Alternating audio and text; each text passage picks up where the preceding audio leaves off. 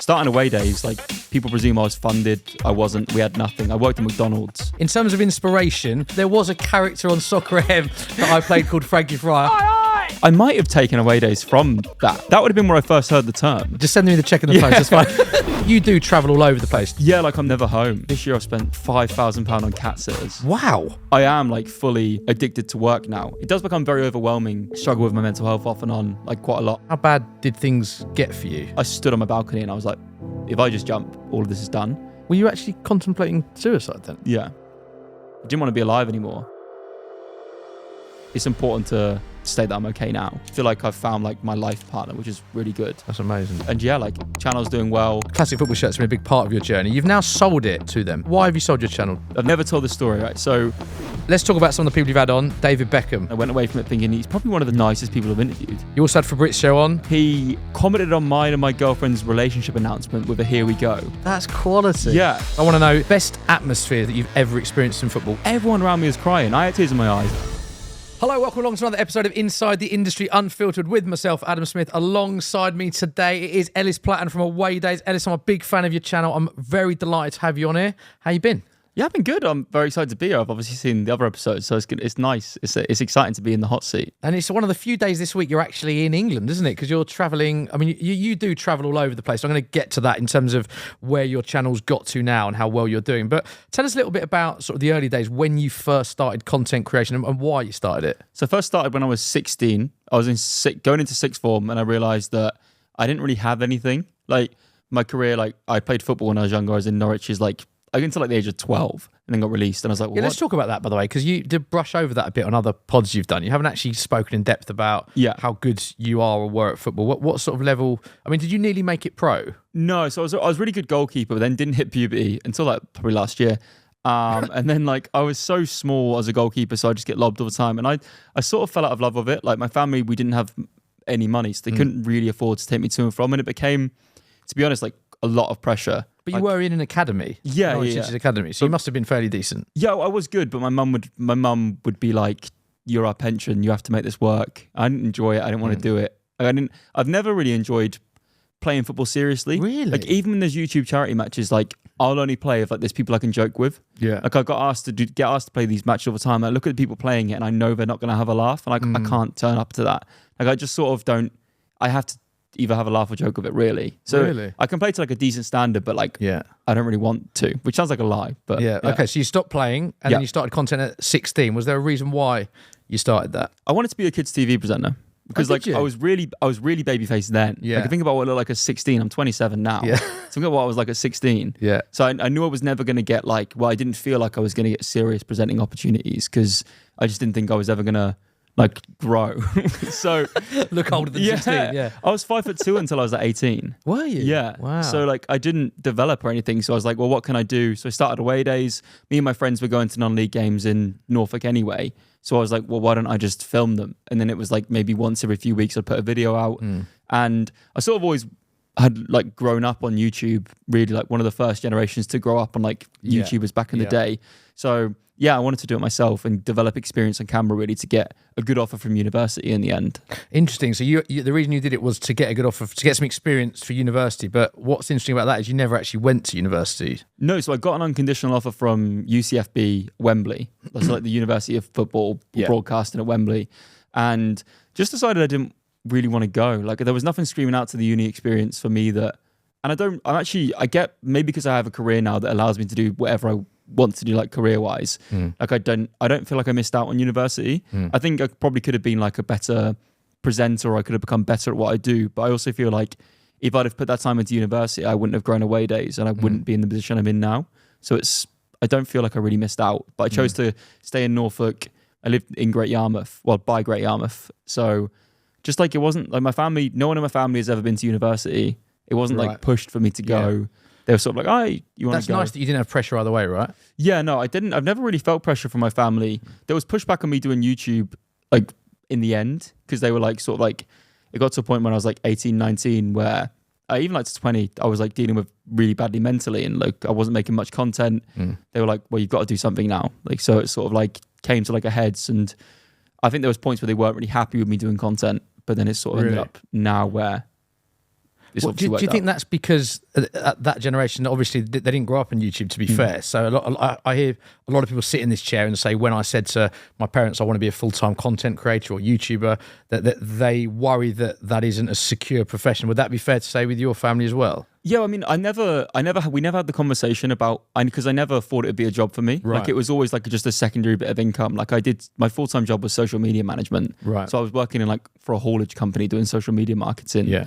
And AwayDays sort of just took off. I had a few comments from family members being like, we feel like all you want to do is become famous. And I was like, that insulted me because I didn't. I feel like actually even now with AwayDays, we're at the sort of perfect level. Like where we can walk down the street, it's my job, but we don't get mobbed. Yeah. I love that level of being able to do it. So you wouldn't like the level above that of being too famous and not being able to go to a restaurant? I don't think so. I think sometimes I think I think the Sidemen are the most successful people. I'm so impressed by them. But I do wonder sometimes this is purely me as a person as well, because I'm a bit introverted in that sense.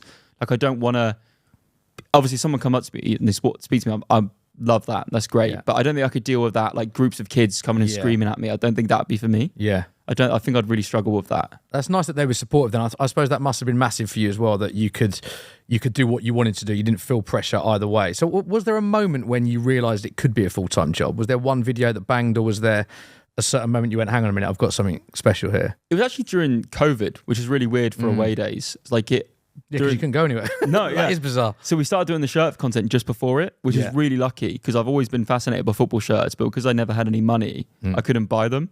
So during COVID, I started doing mystery box videos. Yeah. And that was when people really, we got momentum then.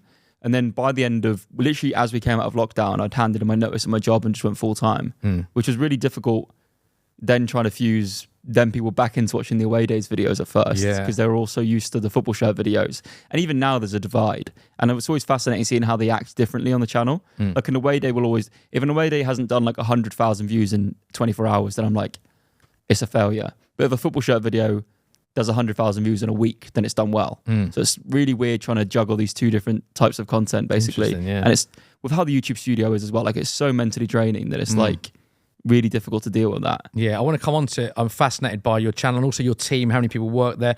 In terms of inspiration, where did you get the inspiration of AwayDays from? I mean, there was a character on Soccer AM that I played called Frankie Fryer that did AwayDays. Was that any sort of inspiration, or have you never heard of that? So was Soccer AM sort of a show back in that day? Yeah, it was. Yeah, it was on Sky. Yeah. Yeah. No, I would watch Soccer AM all the country would religiously. I'd go to football training on a Saturday. I'd watch Soccer AM when I got home. I'd catch the second half of it usually, and then the first half would be repeated. The show would be repeated at some point during the week. Yeah, the best bits. Yeah, I'd watch. So I might have taken AwayDays from that. Because that would have been where I first heard the term.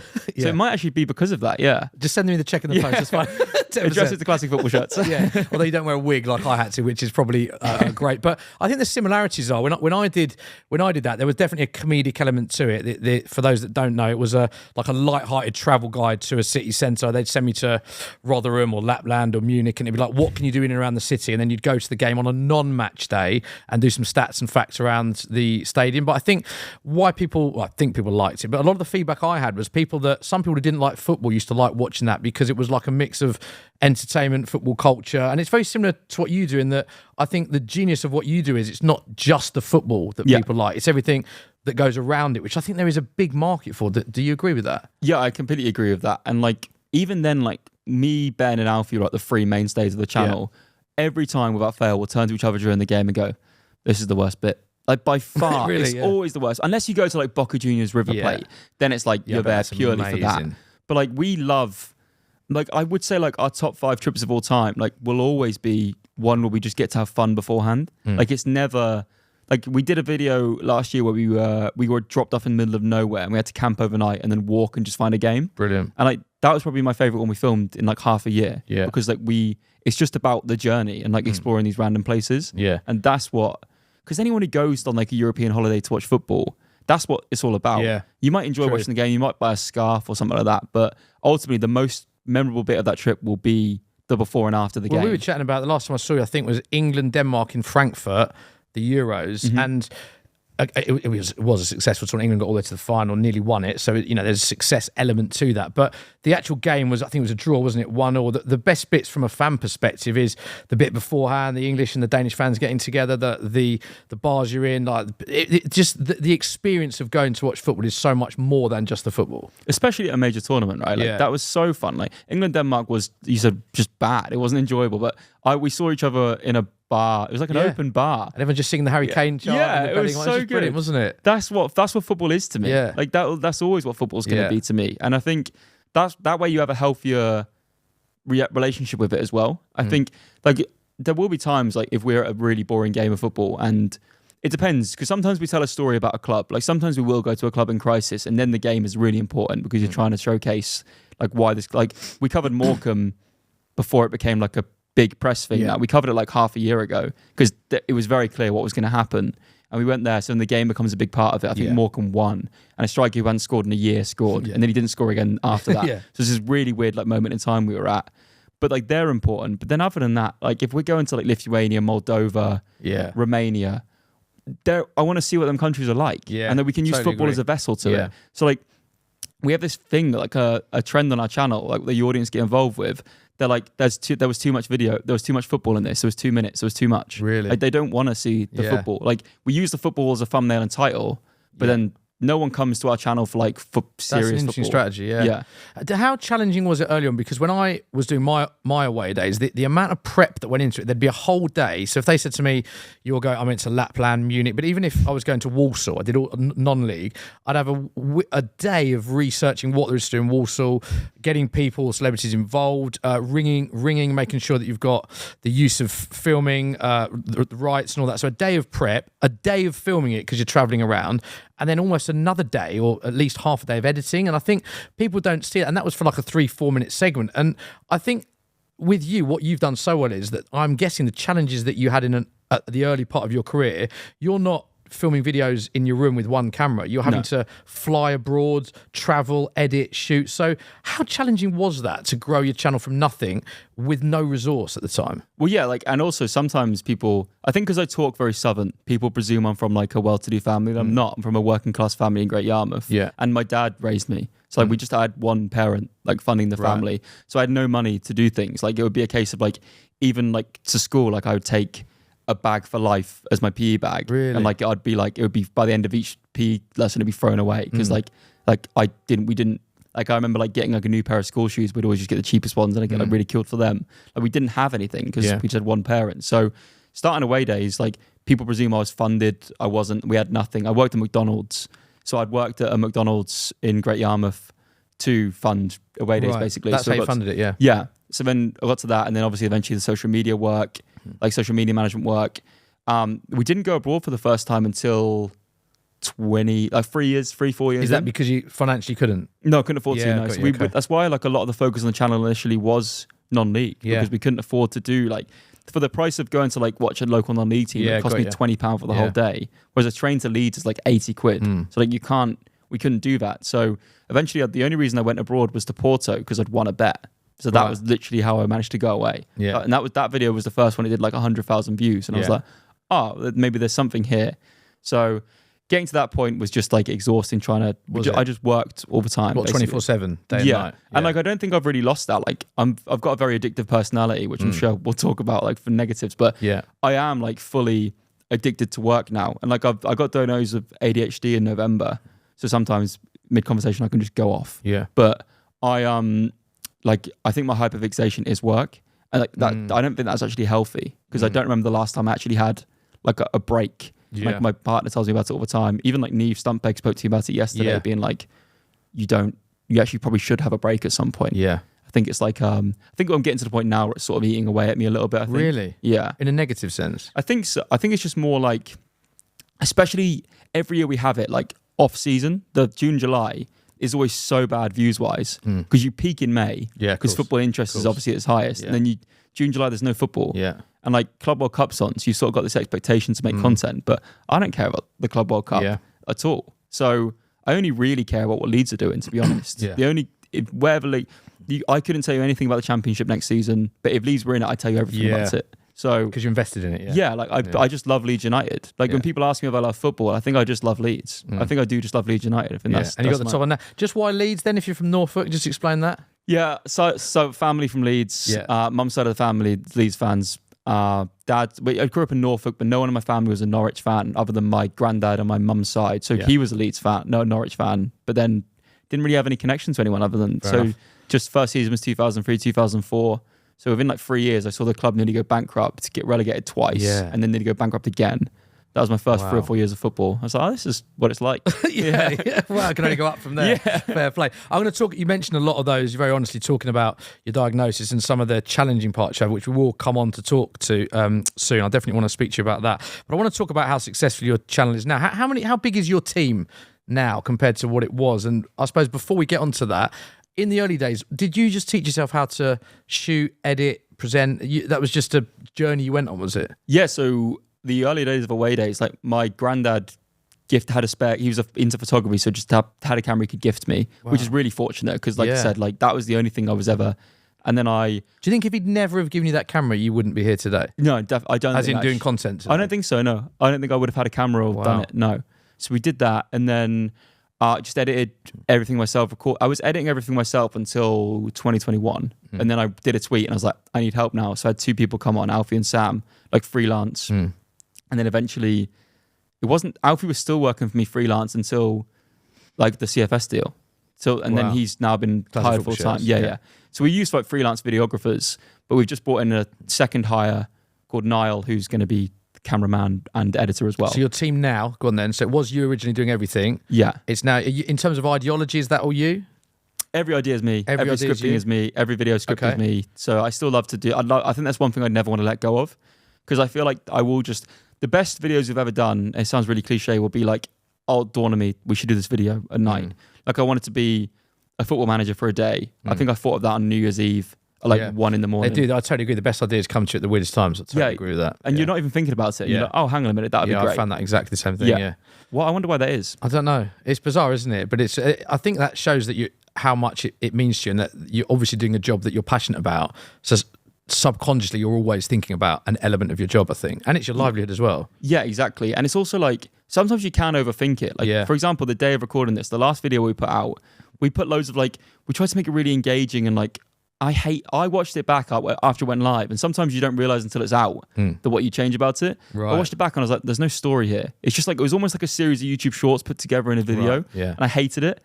So I was like, we don't want to do that. We want to just, sometimes we need to just not overthink it and just put out us. That's interesting. So basically all the ideas are you, but you now have a team of 3 to 4 editors. Is that camera ops as well? So when you travel, how many people go abroad to you for an away day? So we're going to Lithuania this weekend. Yeah. So there'll be 3 talent total, me, Ben and Alfie. Yeah. And then there'll be Niall as a cameraman. Yeah. Because I really love Louis Theroux. And like his old weird weekends, it was just him and a cameraman. Yeah. And I want to sort of keep that. I don't want to be multicam I don't think they need that. I think we can sort of do it like that. So sort of 1 camera up. Depending on the shoot, like we do like a bigger shoot, there might be 2 camera ops, but usually 1 cam up. And you won't edit anymore just because of time, effectively. Yeah, like I'm never home. So like I think like this year I totaled up, I spent like £5,000 on cat sitters just this year. Have you? Yeah, you spent $5,000 on cat sitters. My cat's 19, so I can't really get rid of her. Wow. So like she's like I feel like she's like almost like a part of me. If that makes sense. Yeah. So like. But like it's just worked out this year that I'm always away, and obviously living in London, like they're so expensive. Yeah. So I had to I do like a brand deal. I'm like, well, that will cover the cat sitter. Do you actually negotiate that in the brand deal? I need another. I need another 0 on the end for the cat. 19, some age. Wow, that's a big challenge then in terms of you're never home. So what's a typical week like for you then when you're not filming? Is it just coming up with ideas?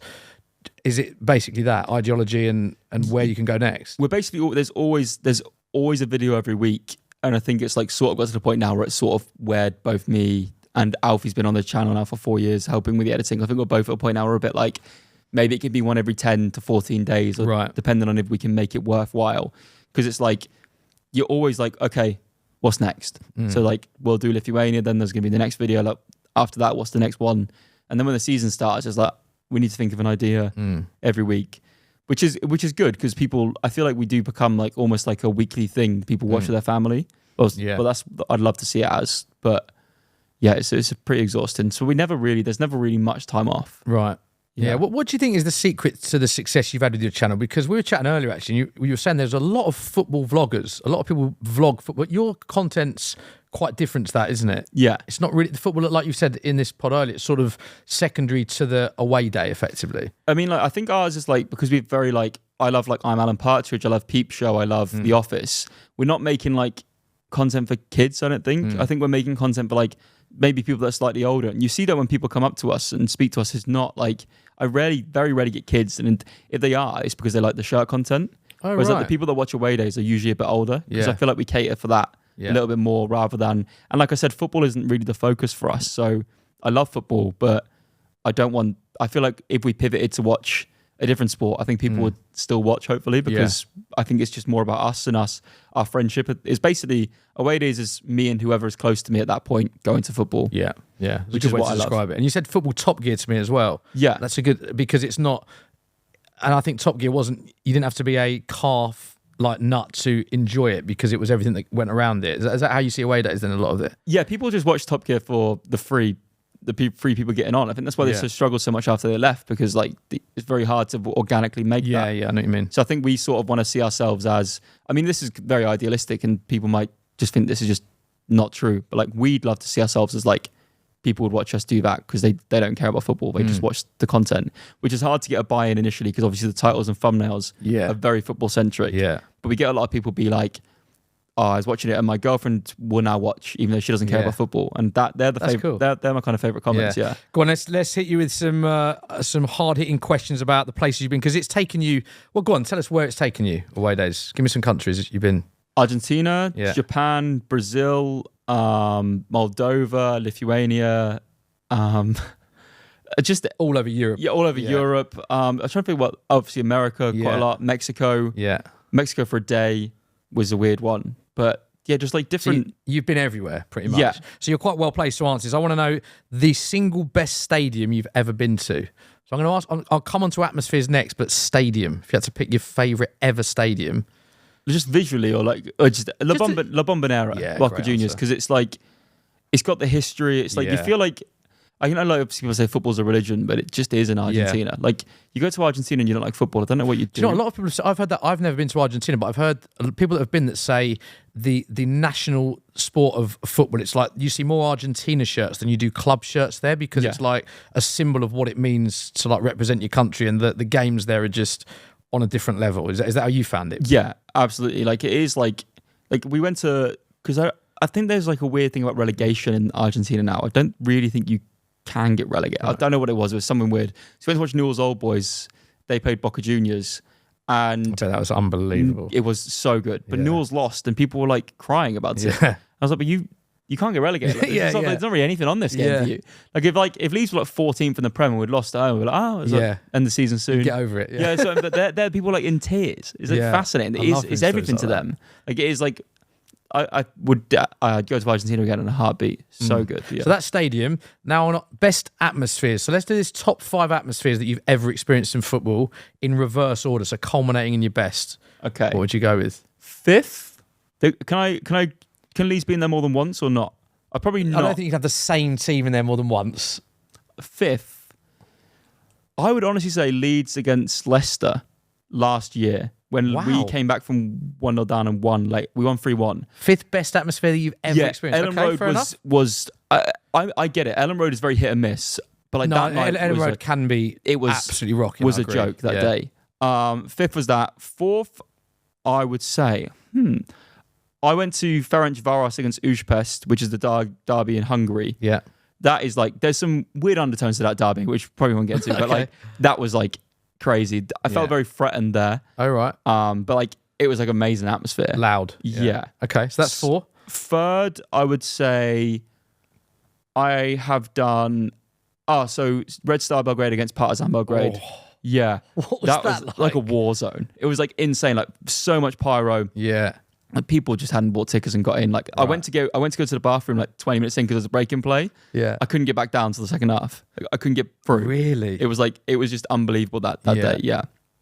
2nd, my first is maybe you were probably there though, so I probably won't be surprised. 2nd, Boca Juniors River Plate. Yeah. Because like But then the only second because there was no away fans.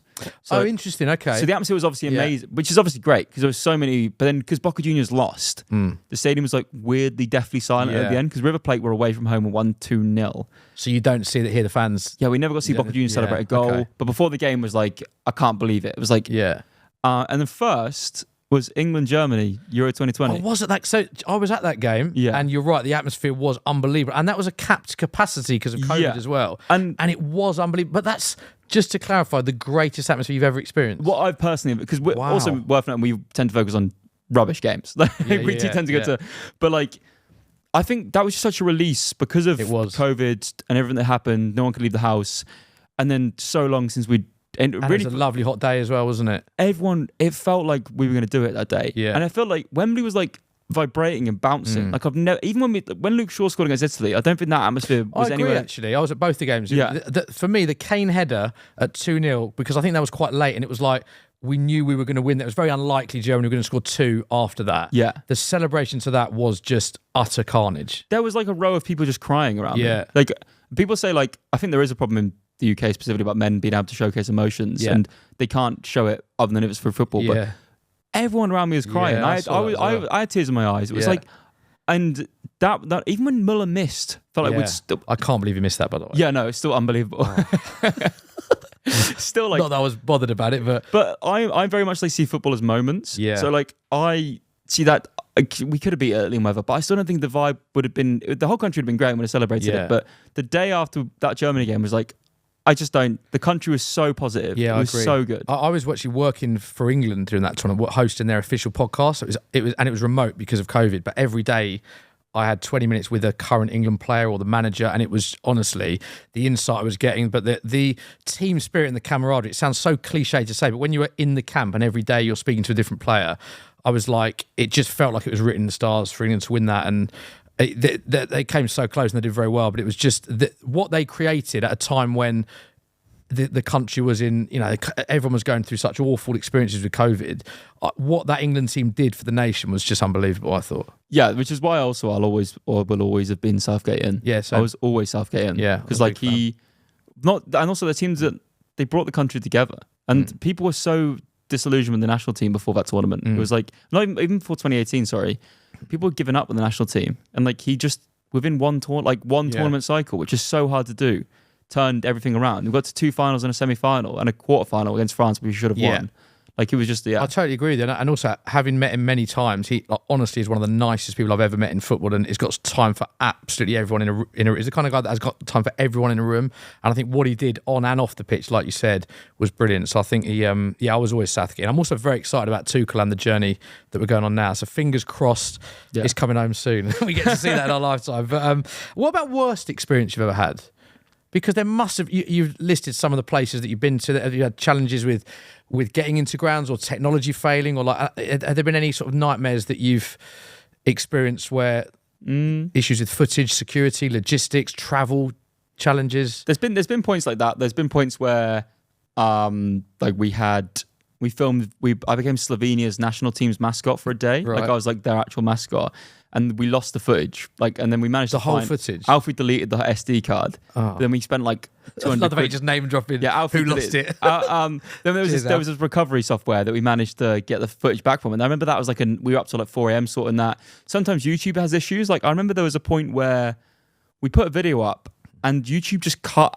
It was live, and we did like a slight trim on YouTube Studio, and YouTube just cut the video completely. And it wasn't us, and they apologized in the end and like really salvaged it. But like, we were on like YouTube support for a day straight, and like, guys, this isn't us. Like, we haven't done this. And then, like sometimes, because you are depending on a platform, really, because obviously YouTube's our platform. Yeah. Because I'm very much like long form focused.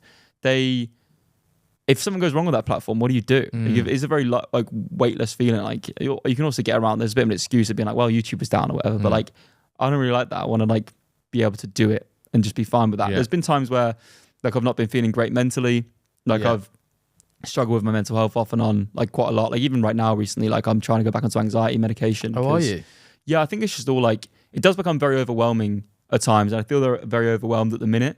Like a lot of life stuff has happened in quite a short amount of time. And we, like I said, because we make weekly content and have made weekly content for like 5 years, there's never been a point where I've just like, like the thought of having like a 2-week holiday somewhere, like that doesn't even enter my brain. Why? Like, I can't even think about that.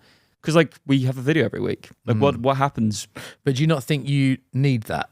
Like that everyone needs a reset at some point? Yeah, I think so.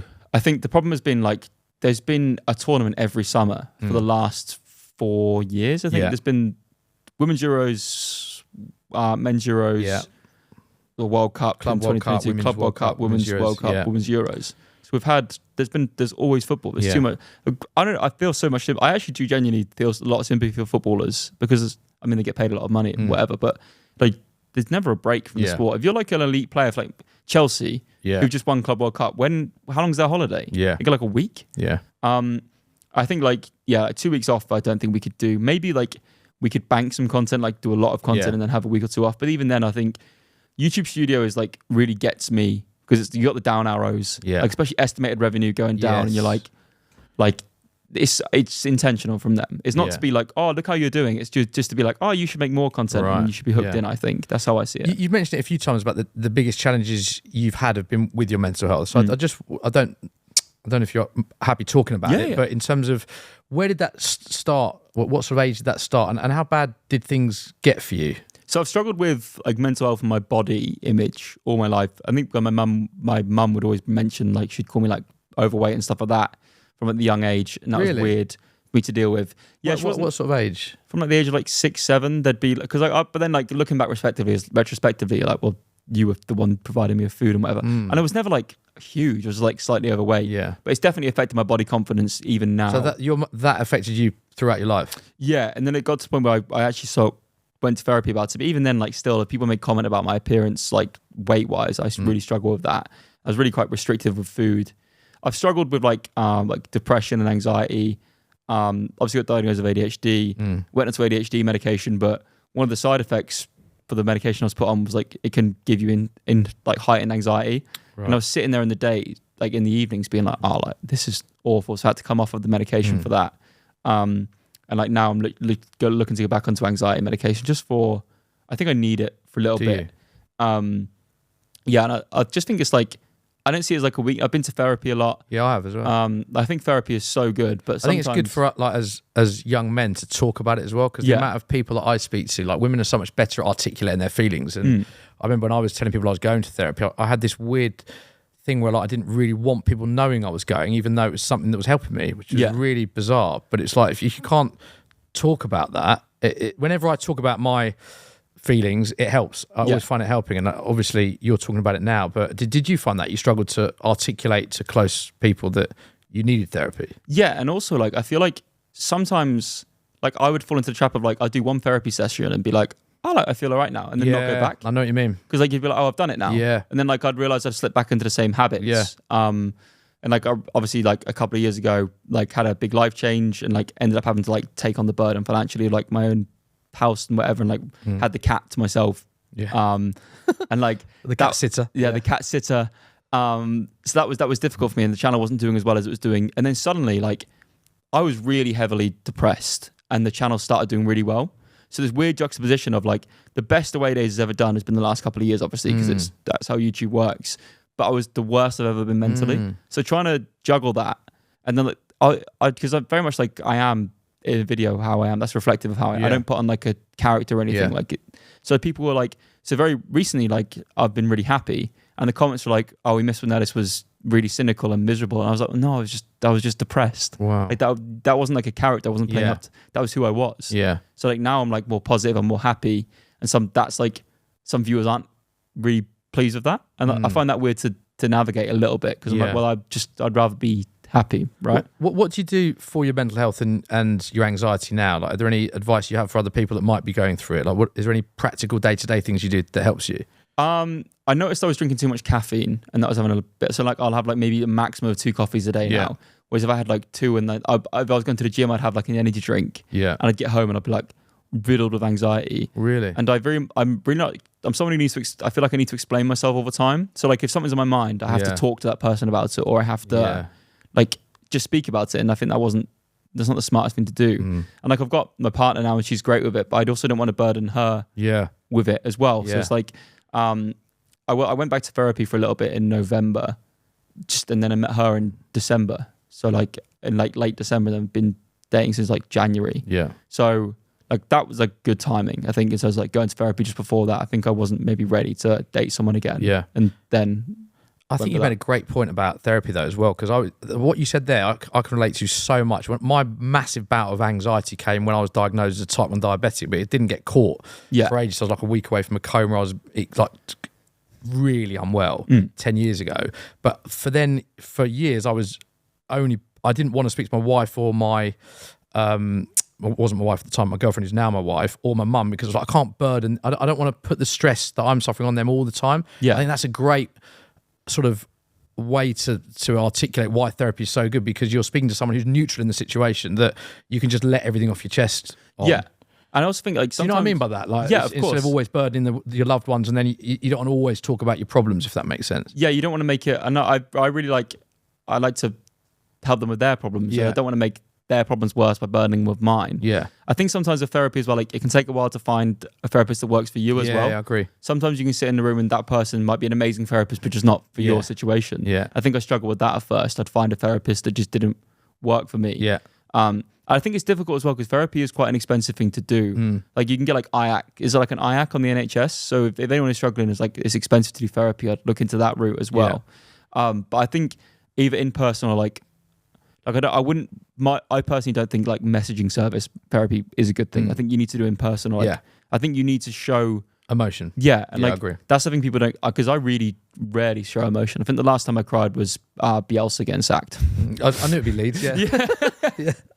So like I don't really show emotion that much, and like it becomes like a thing where people note it that like Ellis doesn't really show. Yeah. But that's like, but like in therapy, like there's like the barrier comes down a bit. Yeah. You are able to talk about things that have impacted you. What was a big part of that sort of stage in life when you had a gambling situation going on, didn't you? Yeah. Would you say you were addicted to gambling? Yeah, I started gambling at 15. Did you? Yeah. And how what are you talking? How much would you gamble? Just anything I had. Like if I got like a £10, like I remember like one of them was like I went to prom. You know, like in like 16 high school you go to prom.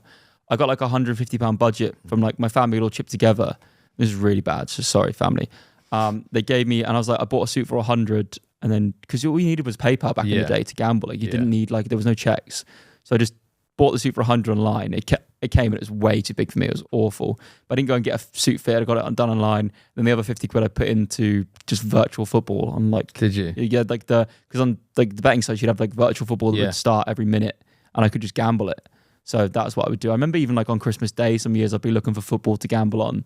Would you? What, even games that you didn't have any knowledge on? The last bet I ever did, I always speak about this, was a preseason NFL game. That just like, and I won the bet and started crying. But you had no knowledge on that game? No, nothing at all. And it was preseason NFL. And I did like over the last play of the game, a touchdown was scored and I won the bet. Yeah. And I just ran out of my house. I was like 1 or 2 a.m., left my house and just started running and just started crying because I was like so like disappointed in myself. Like I guess I was relieved that I'd won. Yeah. And I withdrew the money and then went self-excluded on that and never done a sports bet since. Really? Yeah. What was the most you ever bet on one bet?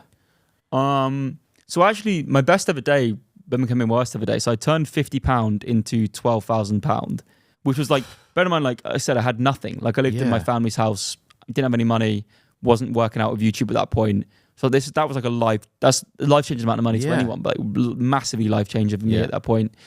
And then I lost it all within like a day. So you lost 12 grand on one bet? Because you wouldn't, not on one bet, it was like several bets. Like maybe you lost 12 grand in one day, sorry. Yeah, like maybe on like 4 3 grand bets. Yeah. And they just all didn't work out. So you like double down and be like, oh, this one will win. Then it didn't win. But I was doing like 1 grand bets on like, from this money, I didn't have a grand spare. I don't know what, it's easy now when you're outside of it being like, why was I doing that? It's idiotic. But like, I'll be betting like over-unders on basketball games and not having a clue what was going on. Just have the thrill of betting.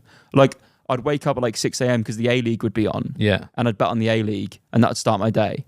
And that would just be like what would get me going through the day. Were people aware of this at the time? Who knew that you were gambling to this extent? No one, not even your family members? No one knew how much I was gambling, no. Wow. I was just like, would sit on a laptop and just do it. How did you stop then? It's really, so I tried for like a year to stop, but then I don't really know if I wanted to stop. It was like, then I found out, I found a really niche Reddit forum. It was like the rule of threes. It was like, if you can do 3 hours, you can do 3 days. if you can do 3 days, you can try and get to 3 weeks. Right. Because that stretch is obviously way longer. Yeah. And it's like, if you can do 3 weeks, you can do 3 months. Yeah. So I was like, I just tallied on my phone, like 3 days, 3 out. And then by 3 weeks, I didn't have any urge to bet anymore. And you've never bet since? Never bet since. And no. you wouldn't ever do that, obviously. No. You wouldn't ever want to have a bet because you'd feel that would spiral back into where you were. Yeah, and also it took away my enjoyment of football. Yeah. Like, I loved betting on corners. So like I'd be watching a game of football waiting for a corner to happen more than I would a goal. Really? There was no enjoyment for a football match from me anymore. Yeah. So like now I like watch a game and like love what I can watch the Champions League final and whatever, and like Leeds aren't in it, so I don't really care. Yeah. But like I can still enjoy it. Whereas like usually like I'd watch like just literally for like there's going to be a throw in or like the most stupid reason to watch a sport, basically. Yeah. So at that time when you're going through, you described it as an addiction to gambling, the depression, the mental health. How are you balancing that with running a channel that you were the effectively producer, presenter, director of, and with all that pressure and challenge that comes with it? How are you balancing that? I was terrible at it. Like really, because I'm really like, I say what's on my mind and then like the emotion I feel I just sort of convey. So I was really terrible at that. And then stopping the gambling was a big thing for then getting my life in check to do other things. But then I was still very erratic. I was never diagnosed with ADHD either. So like some things that people don't tell you about ADHD is that like your emotions are really erratic as well. Because like, and like one of the things I struggle with, and I spoke to like when I was diagnosed, they were like, they wanted to diagnose me with autism as well, but I was like, I've got a room full of football shirts. You probably don't need that diagnosis. We're probably already there. Yeah. But like I'll presume I play out every scenario in my head before it happens, and then if it doesn't happen how I've expected it in my head, then sometimes I can be like, I don't know how to deal with that emotionally because I've already. So like if I'm driving home from a long trip and my partner's there, and they haven't greeted me in the door how I presumed it was going to happen on my way home, I'll be sad or frustrated about that. Right. And that's difficult for me to deal with as well, which is really, really difficult. So didn't have my ADHD diagnosis and didn't have any money. Channel wasn't working out at the same point. So like when I was going through all this, like me, Thogden, Stumpeg, all were a relatively similar channel size. So this is around 2018. And I think Theo and Neve both began to blow up at that point, and I got sort of left at the wayside. Yeah. How did that make you feel? I just felt like I'd wasted it. I felt like I'd wasted my opportunity to make YouTube be a job for me. Because I think what I didn't realize at the time was like, I don't need to do 1 million views a video for this to be my job. Like I really love like I think on Away Day last season averaged 280,000 views. That's amazing. Which means like but it's not like the biggest, but we're still like big and we've got our own thing and we get to do it for a living and that's amazing. But like when you see channels doing this many views, you're like, I wish that was that's me. life. You can always look at people that are doing better than you. There's millions of people that aren't as successful as you. Like, but it's interesting how your mindset, I think that's a natural human instinct. You always look at, people always want more, right? Yeah, it's like rappers want to be actors and actors want to be rappers. Right. Like no one's ever really happy with what they do. Like, so LL Cool J is nailing it because he's doing both.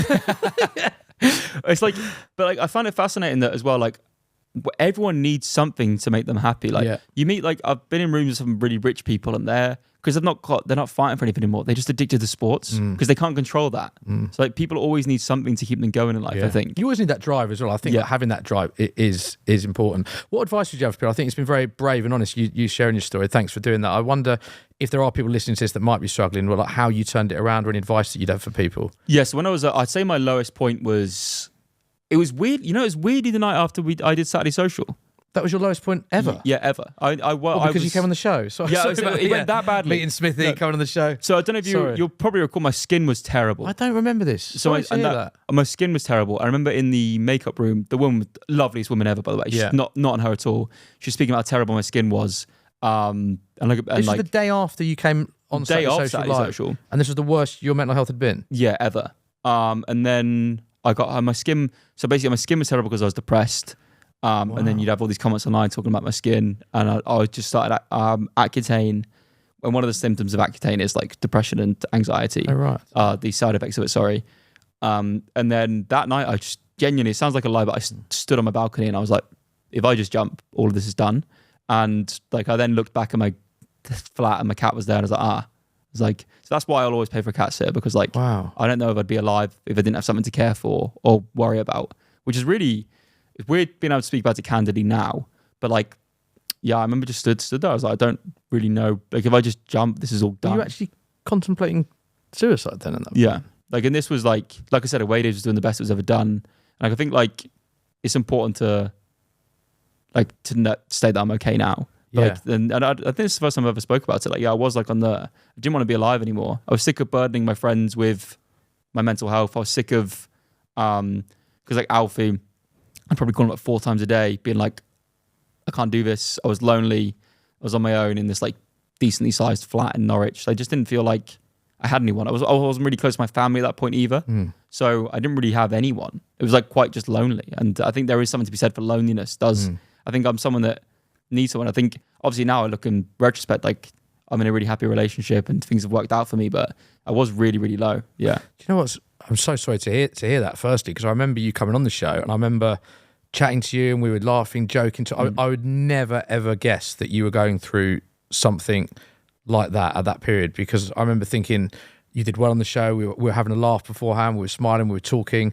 I'd never in a million years have known that you were in such a bad place. I don't even remember your skin either, by the way. So that goes to show, I suppose, how a lot of people do suffer in silence. It's very hard for people that are around people that are suffering to spot the symptoms, right? Yeah, and you've got to speak to your friends as well. Like, I've got like friends who like, my friendship group's pretty good. We're all very open with each other. Like, if Albie's going through something, he'll talk to me. Yeah. If I'm going through something, I'll talk to him.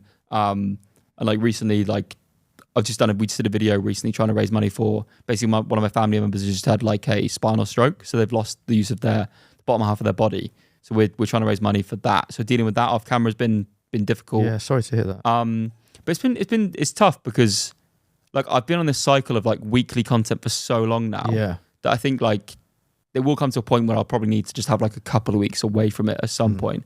I don't really want to do it. I don't think I need to do it right now. I think like maybe like October, November, because I want to have like a few wins again when the season starts. Then we can have a little bit of a break, especially going into a 6-week World Cup next year. Yeah. That's going to be long. That story's really hit me, mate. You know, because I had, I've spoken openly about I've had mental health and mine sort of anxiety more than depression issues in the past, but it's really hit me that I was with you at a time when you were at your lowest and I had no idea. Yeah. So apologies that none of us knew, and thank you for sharing that. And it's really, but the problem is like people can mask it so easily. Yeah, people can mask it. I had no idea. Yeah, people just mask it, and that's why like you hear like comedians are often the saddest people because they're always like, this is not me calling myself a comedian, by the way.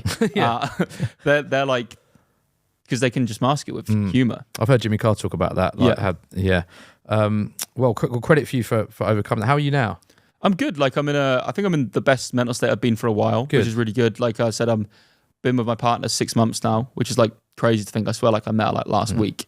And I feel like I've found like my life partner, which is really good. That's amazing. And yeah, like channel's doing well, obviously financially okay because of the sale to classic football shirts. Like I feel like we're in like I think like it's important. I was speaking to Stump Peg about this as the other day. For anyone who doesn't know the context, we live like 2 minutes from each other.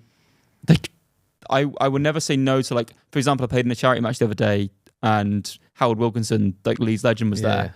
And like I think some creators are like, oh, if I'm not paid to do something, I won't do it. But like I didn't come from anything. So like any opportunity I get given, I'm so keen to do it. It's a nice way to look at it. We're so lucky to do what we do. Yeah. Like, and you do have I think content creators do have a shelf life.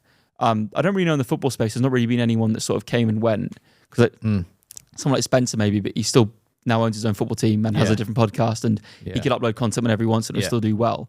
I think like there is ultimately a shelf life to this. I think it's just about enjoying it and getting to do these ridiculous experiences. That's why I'm always happy to jump on a flight somewhere, because it's like, I don't know how long I'll be able to do this for. Yeah. It's like I feel blessed every time I get to do anything. That's a great way of looking at it, mate. And credit for you for turning it around. I think for anyone that might be suffering, listens to this, like, talk to people, and I think your articulation of therapy and stuff was very accurate. And as I say, from my experiences, that's helped me as well. So well done, mate. I'm glad you're in a good place now. You mentioned classic football shirts. Let's talk a little bit about that. How many football shirts do you own, by the way, now? Yeah, 500 plus. I stopped counting at like 400-ish because it's like, the problem is as well, like, I had to rent a 2-bed house when I moved, because like I need to have a shirt room. Hang on, the second room in the house you needed was just for shirts? It's just for shirts, yeah. It's really bad. But like some of them are so valuable that I can't put them. What does the estate agent say to that? You're renting it out. It's just for shirts, mate. Or like when I was like a single man and like I'd go on a date. But who lives with you in your two bed? It's like, oh no, it's just It's me in the shirts. That's the shirt room. That. What would you say is the most expensive shirt you've got? I've got a match-worn Messi shirt where I rejected $20,000 for it because like there was too much story behind that as well. Like we had the whole saga with a match-worn Messi shirt. Yeah, go on, let's talk about that then. Look, what happened? You got scammed out of a Messi shirt, right? So for those, I know you've told this story a little bit on other pods, but for those listening who have no idea of this story, talk to me about it from the start. So I did this series where I wanted to get shirts from some of my favorite players or whatever, and like we did football shirt hunting, and then it evolved into I've got every shirt I want. There's a replica or a fan bot that can buy it. What can I get? It's different. So obviously I love sweatshirts. They were slightly different. But then it was, what can I get that's match worn? I think Messi's the best player to ever played. I agree. Yeah. So I was like, well, is it even possible? And then I match worn Messi shirt. Yeah. And then I very quickly found this really reputable seller who had a signed letter of authenticity. So I was in Orlando on holiday, and then he lived in Miami, drove to me, met him, did the most weird deal. During this process as well, I don't think I've ever spoke about this. I am very suspicious as well myself. Yeah. But I'm like, well, there's a sponsor on the series. Yeah. It will end up paying for itself maybe. Right. If it doesn't work out. So you're thinking the money you're paying, you'd get back in ad rev, sponsors, brands, or somewhere. So So it's like it was a risk I was willing to take, and like he was like I said, he was really reputable, really recommended to me. He had a signed letter of authenticity signed by himself. Yeah, it was signed by himself. Yeah. That's the problem. He was the player though. He claimed it was like he was a striker for Christian Stuani for Girona. Yeah. He'd found his sister's name. Right. Forged her signature on a letter of authenticity, saying the shirt was swapped with Christian Stuani. Oh, so he swapped it in a game, and this is the right. Okay, supposedly. Yeah. And then we get the shirt, and I get the shirt in hand, and I'm like, I don't think he wore that. Ooh. And I'm like, but we'll do it. We'll make a follow-up video. We'll see what happens. And you're missing out a very key part of this. How much did you pay for it? $7,000 and my match-worn Aguero shirt, which is worth about $2,000. So you've effectively paid about 10 grand. About 10 grand, yeah. Wow. Which is actually quite cheap for a Messi shirt. Yeah. Which is, probably a match-worn Messi shirt. Which is a red flag there. Yeah. So anyway, we do this follow-up series, get it sent off to a company that photo match shirts to this exact game it's supposed to be, and they were like, there's no way he wore the shirt. They showed the lettering and the name set difference, and it became this whole thing. I tried everyone was like, well, I don't really have, there's nothing you can really do. Like I put it through to the sheriff department where he lived. I put it through to the police, and they wouldn't touch it. They were like, there was nothing, so we just got away with it. And what about getting hold of the guy that sold you the shirt? Yeah, he just blocked me and everything. He made his profile picture on Twitter just him doing that to a camera, and like it was like, because I did sort of rumble him. Like he was selling on like big auction sites, like Golden Auctions is the biggest auction site in America. Yeah. He was selling all of his shirts on there. And I think they still let him sell on there, which is outrageous. So he scammed you, and you could never get hold of him after. Could never get hold of him after. To this day, you've never seen him. I've got his address. We were going to do a follow-up video. Okay. But I was like, you could have a gun. That's not as fun. I don't want to rock up this house. What if he just pulls a gun on me? Yeah. So I don't really know what we do with that. So I sort of just left it for a while, and eventually I did get a match-worn Messi shirt in the end. Yeah. Which is from a story of Ezekiel Lavezzi's old driver was gifted a Messi shirt from Lavezzi because he'd sought Lavezzi out all kinds of stuff, which I probably can't talk about on a podcast. Okay, maybe don't talk about that. Yeah, but he was Lavezzi was an interesting guy, and this guy would help him out with that stuff. Lavezzi gave him 2 Messi shirts because they played PSG, played Barcelona twice, and I have a match-worn Messi shirt from a friendly against PSG. And when Argentina won the World Cup, someone offered me $20,000 for that. So your current match-worn Messi shirt, you've been offered $20K for, and you've turned that down? Yeah, because it's like it was such a big part of my life, the Messi saga, and like it was a big part of the channel growing. I think I'd like to pass that down to my son or daughter one day, and just be like, "There's a." So you don't think you'll ever, no amount of money would make you sell that? I think if someone offered me like 40 for it, I'd probably go, there you go. It's like, yeah. John, about that. I want to pass it down to my son or daughter. 40, here you go. Like 30 grand to live in, but 40, Cat sitters are expensive. Yeah. So it's like, wow, some story. How did you react then when you realised you'd been scammed? I was at the darts. A lot of money. I was at the darts and got the email through from the company being like, we can't authenticate this. And I was like, what do I do now? Yeah. It was really difficult. Part of the back of my mind was a bit like, okay, well, I'm going to skewer him. I think it was like, this guy's not going to be able to sell again. And he did go offline for like a year or so, but I'm pretty sure he's back online just selling things under a different name, which is just basically, I would say to anyone trying to buy a match-worn shirt, just don't would be my... And unless you've been Do handed your it... due diligence, yeah. Yeah, you need to really look into it, photo match it yourself, and just even then buy it from a reputable company if you can. You probably end up spending more, but the peace of mind is worth. Yeah. Because a lot of people out there think they own match for Messi or Maradona shirts, and they just don't. Yeah. It's like I said, that golden auction site, they auction Maradona shirts every month. I'm like, how are you getting all these? Yeah. Like, they're not Maradona shirts, is what the answer so is. do your research. It's good advice. Have you ever met Messi? No. You haven't? No. And he wouldn't remember me if I did. You're obviously referring to a quote from someone that was sat in that seat. Yeah. Thogden, good friend of yours, has met Messi, to be fair to him. Yeah, fair play to him. Yeah, And he did say on that sofa that Messi would remember him. Yes. How did you react when you saw that clip? I think that's like, it's quite sweet. I do believe, Sweet. but I do believe he believes that. You do believe he believes that? I believe he believes that, yeah. But Messi wouldn't. Like, I think there's people I've interviewed on Shirt Shop and have spent an hour or so with them that wouldn't remember me. Yeah. I think that's just how it goes. Like, Yeah. Because Messi, as I said to Theo, respectfully, meets a lot of people in his daily life. There's people that I've met through AwayDays, and they've been like, oh, I met you at this place. I'm like, oh, so like if I can't remember that, like Messi will meet thousands of people. Yeah. He's even footballers fanboy over him. Like, he won't remember these people's faces, and that's not like an insult to Theo. Like, that's insane that he got to meet Messi. Like, whatever people think of Theo, like, he's got to do some amazing things through content. Like, I just don't think Messi would remember him. No, I'd agree, to be fair. Yeah. And I said that to him. But credit to both of you. You built an amazing channel. How do you think they compare, Thogden's channel to your channel? Because they're both very successful, and you've got credit to both of you for building both your channels, but they are quite different, aren't they? They're very different audiences, I think. Like, Theo is, I'd say he leans younger.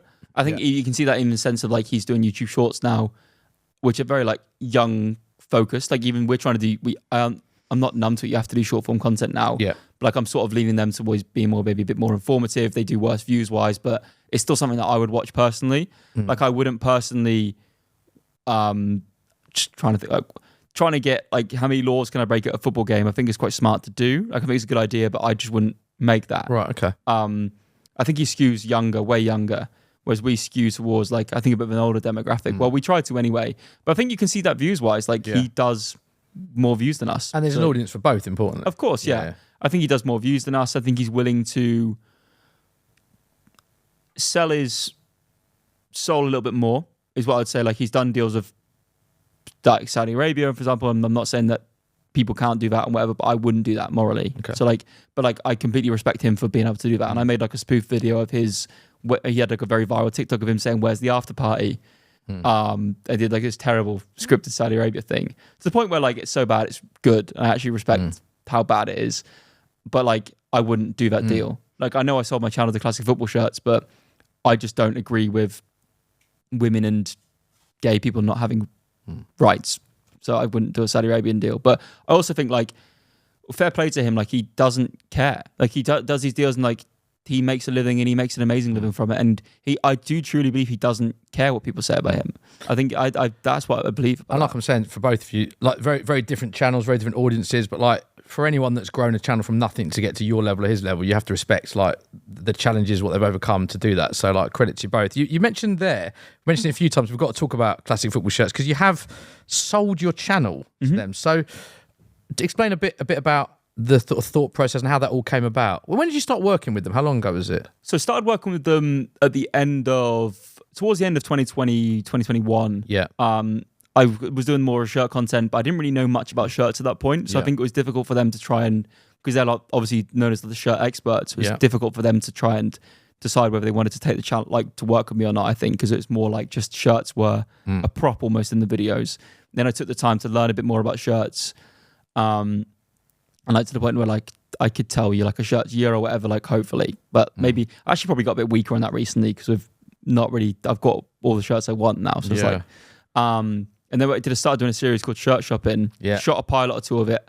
Theo was the first guest on that, by the way. Was he? And then we did that in, like, a warehouse somewhere. And then I said to CFS, like, classic football shirts, can I just do this in the shop? And since then, I've established that. And the London store, Classic Football Shirts London, I think we really helped elevate that store because people would go in there expecting us to be filming shirt shopping. Oh, really? Yeah, and we've had, like, some pretty big names in there. We've had Romano, we've had Bazinga, we've had, like, Pierre Gasly. Yeah. We've had some pretty cool names in there. Yeah. And the series has sort of snowballed now to we want to do one a month, and we want to make sure it's like a big name. Like the last guests have been like Anthony Robinson, Rob McElhenney.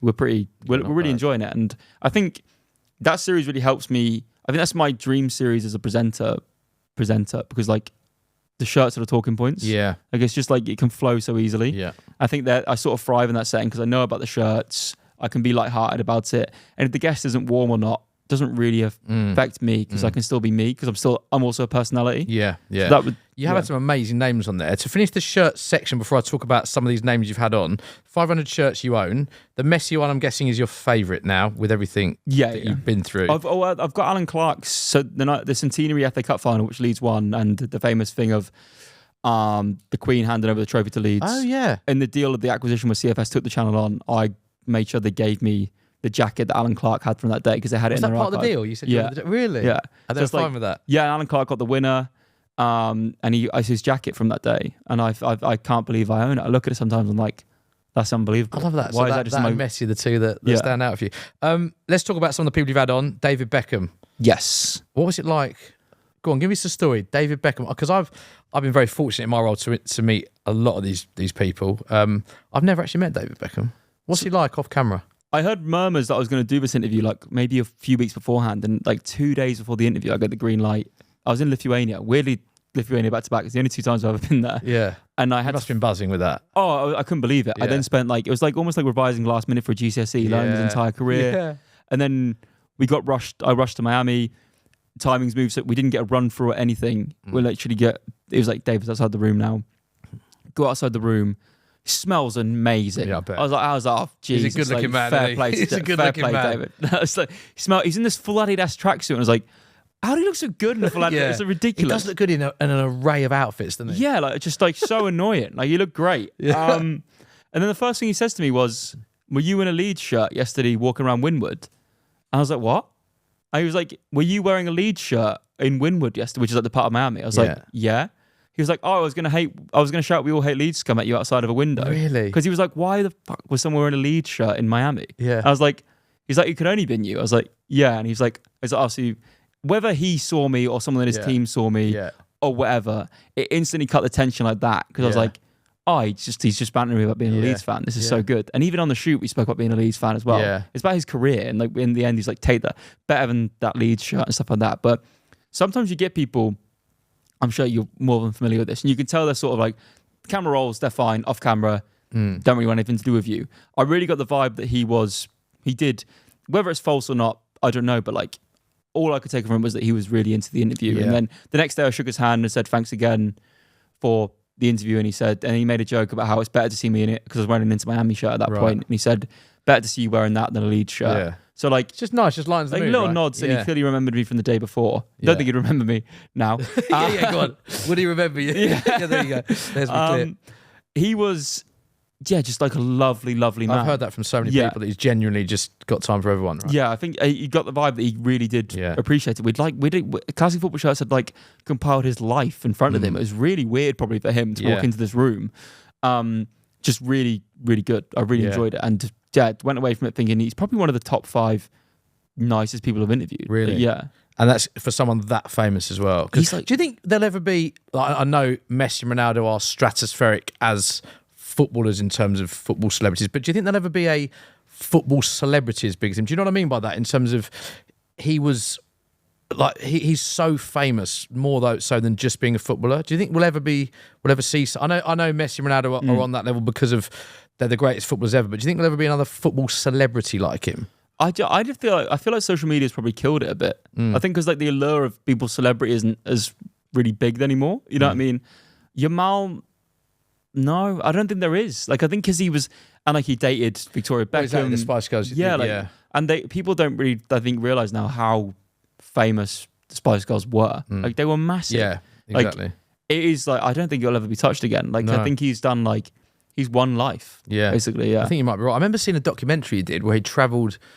I think it was a charity thing he was doing. Where he was travelling to every continent, and he went to, and obviously he gets mobbed wherever he goes. And he went to one part on one continent where they didn't have TV or anything, and he was sitting to these guys, and someone asked him what his name was, and he was like, he said he found it so. I think it seemed like to me that he loved the fact someone didn't know because he was just sat there having a conversation with someone that didn't know who he was. And it made me think, wow, he probably never has that experience of going anywhere and someone not recognising him. That's why I got the vibe that he enjoyed talking to us, because he was actually able to have banter about Leeds and Manchester United, which he probably hasn't done in so long in Miami. Like it was like just a genuine football conversation, which I don't think he maybe gets to have as much as he probably wants, because he does just love football. Yeah. You also had Fabrizio on. Yep. The guru of transfers. What's he like? He was really nice, actually. He that one he was obviously paid to be on as a guest, but like really gave us more time than you'd think. A queue of people literally queued up. Bear in mind that the shop stays open during shirt shop, and it's what I love about it. Like sometimes guests demand it be shut, and I'm like, them episodes are always worse, because like the whole point is you have people walking around this living shop. Okay, yeah. And like at the end, there's like a queue of people to meet him. Did it all. Yeah. Wished me a happy new year after it. WhatsApp me saying happy new year. Did he? He like commented on mine and my girlfriend's relationship announcement with a "Here we go." Like, did he? Yeah, that's class. Like he's like, yeah, he's so that's quality. Yeah, like so good. Like yeah, just like he's proper nice guy. Yeah, yeah. Really surprisingly, because I was maybe more. I was a little bit more cynical then. I was maybe thinking he's like, because like, does he just take people's own work and just put "Here we go" in front of it? But like, all I can say is like he was really and the most hard-working bloke. Like his phone never stops. It must be exhausting. I bet. Yeah. And Rob McElhenney, that I never pronounced. Rob McElhenney. McElhenney, yeah. This is why he's changed his name. He's now legally changed his name to Rob Mac, because people can't pronounce Rob McElhenney. Yeah, yes, it's stuff as I just proved. Yeah. You had a pretty amazing story about him that you said you haven't told before. Never told the story, right? So It's Always Sunny in Philadelphia is my favorite show of all time. Yeah. So I knew that he became an investor in classic football shirts as well, like myself. Well, technically I'm an investor through the acquisition. And part of when someone like him, they have to agree to do a shirt shopping. So like we've got some other big names coming up, which is really exciting. And he agreed to do it, so I knew we were going to have him on at some point. And It's Always Sunny in Philadelphia is my favorite show. It's my comfort show. When I'm at my lowest, I watch it. When I'm happy, I watch it all the time. Yeah, I could like quote you most episodes. Yeah. So when I knew he was going to come on, I was so nervous for it. And then I flew to LA. We're about to do the shoot. Literally the morning of the shoot, walk into and he texts saying, "I've been stung by a wasp," or I think it was stung by a bee or a wasp. And he made a point of getting my number and texting me directly saying, "Hey, like this isn't a lie." Send me a photo of his face, being like, "Hey, like I can't, like I'm really sorry." I know what you mean, because it sounds like being stung by a wasp is an excuse. So he wants your number to prove it's not. He sends me a photo of his face, like shows he's been stung by a wasp or whatever it was, and he was very clearly stung by a wasp. I know it was incredible editing. And the next day, he's like, "However, to make it up for you, I'm going to Mexico tomorrow. Let me see what I can do." And then like I was because okay. And then a bit sad, went about my day, get a text like 2 hours later saying, "Can you guys be here?" It was like at some airport, like some private airport tomorrow. I want to take you to Mexico with me. So we got on a private jet with him. He's put a private jet on for you. So sorry, Rob McElhenney's been stung by a wasp, cancelled the interview, and then the next day, to say sorry, he's put a private jet on for you. So I think he was, because they bought a club in Mexico called Necaxa. Right. It's like, so him and Eva Longoria are part owners of this club. I think Ryan Reynolds might be as well. I don't really know much about it, but he put on a private jet for me, my partner, and two guys from Classic Football Shirts. We all got on the private jet with him and his team to Aguascalientes in Mexico. So like, I put on my story like I was on a private jet. I was like, "What is Ellis doing? Like he's lost touch." I was like, "No, like, this is the most unbelievable story ever." So I was on a private jet with Rob McElhenney, land in Mexico, go to watch the game at this most ridiculous hotel. We watched this game of football in the owner's box with him and Eva Longoria. Yeah. Afterwards, meet Eva Longoria, gift her a Mexico shirt, give her a hug, hand her it, talk to her about football. Yeah. Spend the evening with them eating and drinking. This is a tough day, isn't it? Yeah. So, yeah. And the next morning, wake up and we have to sign a release because as part of either Welcome to Wrexham or Welcome to Necaxa, they're watching a Wrexham game with Eva Longoria. So the sofa is Rob, Eva, one of the investors in Wrexham, me, two people from Classic Football Shirts, and Rose, my partner. That's the sofa. We're always watching Mexico. We're talking about football with Rob and Eva Longoria. That's basically it. Wow. Yeah, talking about Jay Rodriguez with Rob, and I was like, "That's why you sign him," and stuff like that. Like it was, and he was texting you directly. Yeah, he still texts me directly. I think I gave him a text. He was like he liked my relationship announcement and stuff like that. Like he's liked a few of my Instagram posts. Man, that is unbelievable. Yeah, like fascinating. So it's taking you to Classic Football Shirts, been a big part of your journey. You've now sold it. Yes. So why have you sold your channel to them? I think like it was like I said, like I'm not from anything. So like it was securing a future for myself and like also making sure I still had like a financial incentive to be involved in the channel as well. I just think like it was the way you could take it to the next level, like hiring staff. Yeah. Being able to keep the soul of it. And like I knew they'd have the best intentions for it at heart. So I wouldn't have sold it to anyone else. It's not like I've taken like, it was already a brand I worked with all the time anyway. Yeah. I think the deal made a lot of sense to do. There's a lot of natural synergy there, isn't there? I know what you mean, like with brand deals, because you love your shirts. You're filming in their store, interviewing people anyway. Yeah. It's a lot of natural synergy there for your audience that wouldn't go, what's happened here? It's probably, I imagine, win-win for both of you. Yeah, exactly. And I was already like, I already felt like I was a part of it anyway. Like I think the guys, the main guys there probably saw that as well. Like I already felt like whenever I already feels like I'm a part of it anyway. Yeah. So it's like, it would just make the most sense to do. And I felt like it was the right time. The offer felt right. It might be a few years' time where I regret it or they regret it. I don't know. I hope not. I hope we continue to grow. And the channel's had its best, like the last 2 months of the season we had like a 10 million view month for our first time ever. Wow. I feel like we're on like a good bit of momentum now. So it was just about still going and seeing what we can do. And you with still it. have equity in the channel, like ownership within it. Yeah, so I don't own any of the channel, but I still have like a percentage of the profits of the channel still come to me, which is like, without that, I think it's really important. I think that was important in terms of like keeping me interested, basically. Yeah. That's how I sort of saw it. Because if not, you don't want to just like lose all interest. Yeah. It seems like from the outside in as well, it's a very natural fit. And I think one that your viewers won't bat an eyelid to because they see you two doing a lot of content and collaborating together. So it seems like a smart play. You mentioned your girlfriend Rose there. Yes. You've spoken about her in glowing terms. So how did you meet?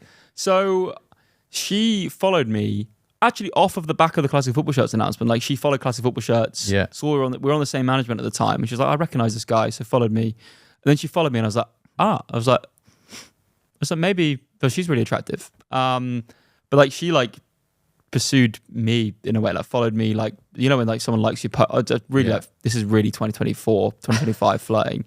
We're in 2025 now. I know. Just being like liking my posts. I mean, obviously she's a bit interested. So then I just messaged her being like, I think I said the first, I was like, where do you live? Because I was like, not weird at all. What's your postcode? And I was just like, where do you live? Because like, it was just like, I couldn't think of because I'd never done that before. I'd never like actively slid in someone's messages being like, wanted to date them. Like I'd obviously dated people before, but like never off of the back of like, my sole intention with Rose was just to date her, which is like, we were never friends or anything like that. We didn't do anything. We just dated. And then she was like, oh, I live here. I was like, oh, have you ever been to Ellen Road? Because I didn't know what to say. I was like, have you ever been to Ellen Road? And then the conversation... She's thinking, this guy's got great chat. The conversation died. Yeah. So she says herself, she was like, she gets that message and she's like... Well, I'd rather go to the cinema. She was like, oh, maybe you could take me one. And then the conversation just died. Yeah. And then... Great stadium, to be fair. I love Ellen Road. It's great. You've got a lot of soul to it, a lot of passion to it. Yeah. Great atmosphere. She's been to Ellen Road now. Yeah. So... And then, like, I think she then messaged me again. Like, she's like, I'll give him another chance. So then I put like a story of my cat up because, like, clever. Yeah. You use the cat. This disheveled 19-year-old animal that's like barely alive. And then she was like, oh, and then like, we chatted, and ever since that we haven't stopped speaking. Then our first date was in like New York, and then it just hasn't. Cool first date, New York. Yeah, well, she's from upstate New York, so it made sense to go there. I went to see Hamilton. So okay, yeah. Sort of hard to top that from a dating perspective, and then. Yeah, just like instantly, like first date, I was like, obviously, as a single man for like a couple of years, I dated quite a bit. And there'd be times in like you think but then like I when I dated her, I was like, oh, this is what I was looking for. You know what I mean? Like it was never like I've never questioned anything with her. Like it's just been just nice. Yeah, that's nice. That I like that. And she's a content creator as well. So what are the pros and cons about dating someone in the same industry as you, or that does the same thing as you? Well, I never wanted to date someone in the same industry as me because I thought like it was so like almost like vapid, maybe like it just feels like it's not. But then like you sort of learn that you both have very similar issues with what you do, right? Yeah. So the cons were that we couldn't really keep it secret because like everyone sort of like knew very quickly. Your private life's public. Yeah, your private life is kind of public, which is why like Rose is very big on like she doesn't really want us to talk publicly like that much like about what we do and whatever. We do it like every now and then, like even like from like a content perspective, it's been good for me. Like not been good for her, but it's been good for me. Yeah. So we even get like people like. Because people see like an attractive woman, conventionally attractive woman, and like it has been eye-opening for me, like seeing some of the stuff she gets. So people like saying she's like only with me for the money. And I was like, right. well, actually, like way bigger creators than me had tried to, not to expose my personal life, like way bigger footballers had tried to reach into Rose's. Even when I first started seeing her, like footballers that maybe follow me tried reaching out to her.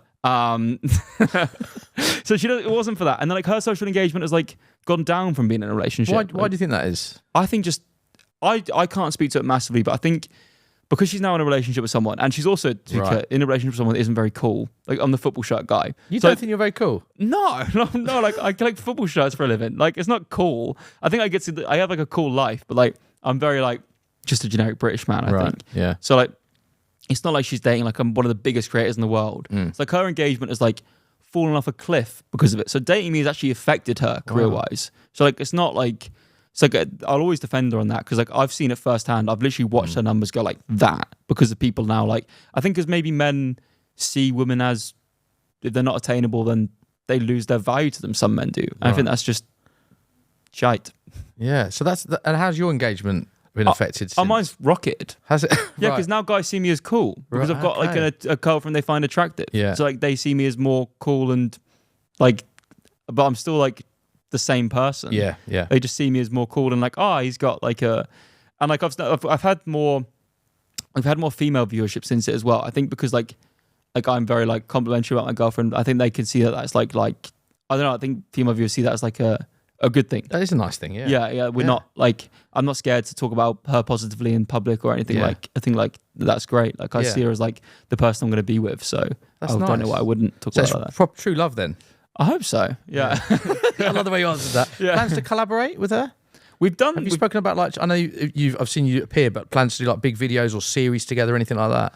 I think like I said to Rose about like we could do like a couple's TikTok could be easy, like and people would be well invested in it. But she was like, I want to keep like I think her very much wants to keep it away from like that. Yeah. Because I think sometimes because then you fall into the trap of everything you do is content.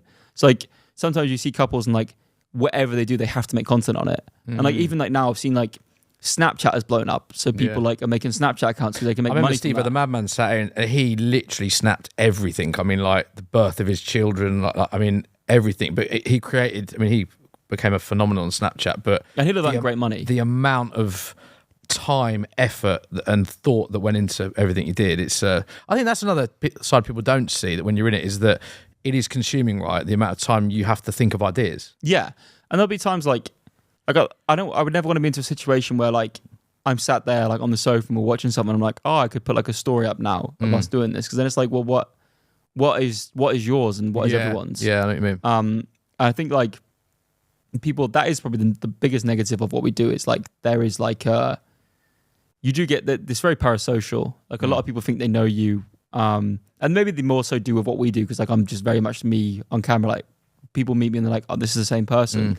But yeah, you are definitely like that on camera, off camera. But like, it's like you sort of have to still be. There has to be something that's for you because if not, then your whole life is out there for everyone. It's a bit like the Truman Show. Yeah, great movie. Good movie. But you don't want your whole life to be for everyone. Yes, I know what you mean. So like, I think like if I had a child, for example, I wouldn't have it online. Yeah. Yeah. Because like I think that would be like I've heard like creators talk about giving their children names that are more marketable because they could, and I'm like. That would never be me. Yeah. Like my child is going to be, if they want to become a creator or whatever, I don't know what that'll be in 20 years time. Yeah, it changes. I'm a fairly new dad. My son's 4. It does change your perspective on life. Like becoming a parent, it's like, it's just, you just get such a perspective on what's important, if that makes sense. And like no one I'll interview, and it's my job is the best job in the world, I think, but nothing compares to your boy, you coming through the door and your boy hugging you, calling you daddy, and it just gives you a real profound sense on like what life is about, if that makes sense. Do you find that like if you've ever, there must be days when you've done like an interview that you don't think has gone as well as it could have done, or maybe not now because you're such a professional at it, but like I see you turn that around. Yeah, but like has there been... is the one you're thinking of that one the other week? No, but you must be times and like do you then come home and you find that like it's more difficult for you to now maybe because you got your son there, it like makes it all like reality, you know what I mean? Yeah, it's a good question. So you're saying like can you forget it easier or harder? Because I know what you mean. It's I think what I find about parenthood, the big thing I found is that it is just perspective. Like if you think you've had a really bad day. It's like, actually, like when I look at my son, he's 4 and he just wants to do a puzzle with you. Like he said to me, say, next Oscar Daddy Day, can we just do a puzzle? And it's the way that he looks at everything with such positivity and like such a pure form. Do you know what I mean? Like all the things that we think are really important, the little problems in life that never manifest. It's just like when you see sort of young kids, the way that they look at the world, it's so pure and innocent. And even just watching programs that he watches and looking at him in hysterics about things that are really random and not that funny because I'm not 4, do you know what I mean? But it's just really taught me to appreciate life more and what's important. But it's a good question you ask, because and I think I've spoken to sports people that have said that if they've had a really bad, to your point, which is a good one, a really bad time on like in their career, the best thing they can do is come home and switch off from it and be with the family, because it's like the best distraction, right? Yeah, I think you got all this to come, mate. Yeah, I mean, hopefully, like I think like that would be like, I think like 2 or 3 years time, I'm interested to see where I'm at. Like I think like AwayDays is, I think 2 or 3 years time I can see myself being a dad, but then I don't know because I'm away all the time, right? Like for example, this week tomorrow I go to Switzerland, from there I go to New York, and then from there I go to Lithuania. Wow. So like, how could I ever have a kid? Yeah. And be in a, and I don't want my kid to not know his dad. Yeah. Or her dad. Yeah. Sorry. Yeah. But it's just like, I don't want my kid to not know me. I hear you. So like, I think I'd probably have to have, that's why I work so much now, because I want to make the money that I can, then maybe have like a year out of work a little bit to like be with them. But I don't know. I don't know where I'm going to be. Ellis and Mini Ellis on tour, like a mini Ant and Dec. There's a series. Yeah, just like take them around. It's like as soon as a baby's born, your first ever game. There you go. Just to sort of wrap it up, because we've covered so much. I think you've been amazingly honest about a lot of aspects in your life I had no idea about, and I'm really sorry to hear some of the challenges you've had, and credit for you to overcoming them. And I hope, I've always said this with this podcast, I hope it helps others as well. But your biggest highlight, is there one moment that you look back on from your careers that is your best moment?